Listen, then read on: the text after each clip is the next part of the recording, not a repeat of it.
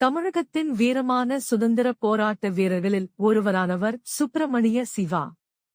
வறுமையில் பிறந்தாலும் நாட்டிற்கான அன்பு அவரின் உள்ளத்தில் சிறுவயதிலிருந்து வளர்ந்தது. பல்வேறு தேசபக்தர்களை சந்தித்த அவர், சுதந்திரம் பெற வேண்டும் என்ற எண்ணத்தை மக்களிடையே பரப்புவதுதான் தனது கடமை என்று முடிவு செய்தார். கிராமங்களிலும் நகரங்களிலும் அவர் நிகழ்த்திய உரைகள் மக்கள் மனதில் தீபங்கரமாக ஒளிந்தன.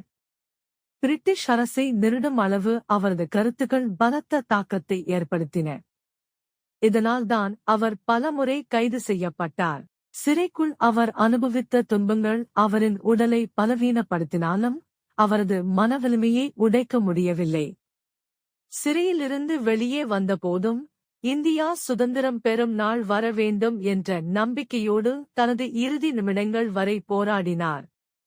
சுப்பிரமணிய சிவா தனது வாழ்நாளையே தியாகமாக்கி இந்திய சுதந்திரத்திற்காக எரிந்த உண்மையான தேசபக்தர்.